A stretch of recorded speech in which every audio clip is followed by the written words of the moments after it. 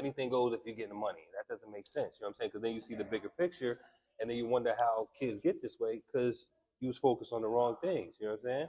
So it's just about, if you're about something, being able to translate it to other people and help them grow. That's right.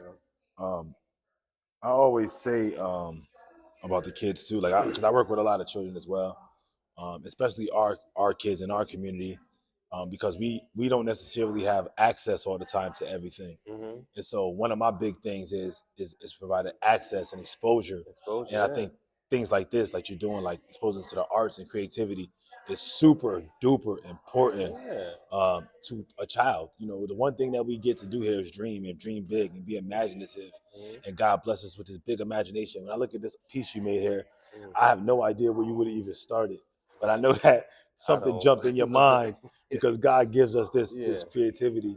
And we got to keep that alive, especially with our children, because we don't necessarily have the finances or funding to put them in different things, right? Yeah. So a lot, what I've noticed in our community was kid might show interest in football, and we like, all right, we got to find this football, and we got to keep him right in that lane, in that vein of football, because of finances, right? Yeah. But like, there's other things they wanted to try, and it's not nobody's fault. Like, I'm not blaming anybody for that.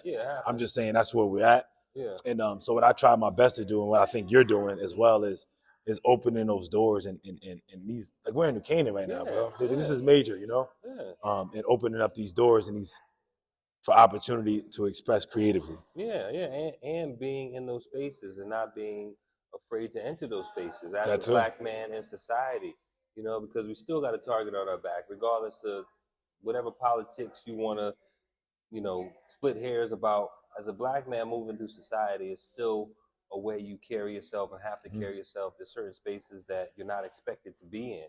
And a lot of times, taking your kids into certain spaces that subconsciously they may not think they're expected to be in, and making them comfortable in those spaces will then allow them to make moves in those spaces. But if you just stay in your little bubble, then you never get that exposure. But once you do, then you see, okay, well, I can tap into that, and I can get where I can get out of it. That's right. I always say, rather than complain about the game, learn the rules of the game and just play it accordingly. You gotta play the game. Play it accordingly. It is what it is. It's like, some people, might call it, code switching or moving, whatever. You got to know how to move. Everybody code switches. I always tell everybody, I'm a chameleon, bro. Yeah, you have to be able to adapt. If you just, one way all the time, then you're going to get one result. You got to know how to move and know how to, like I said, tap into certain things in certain places.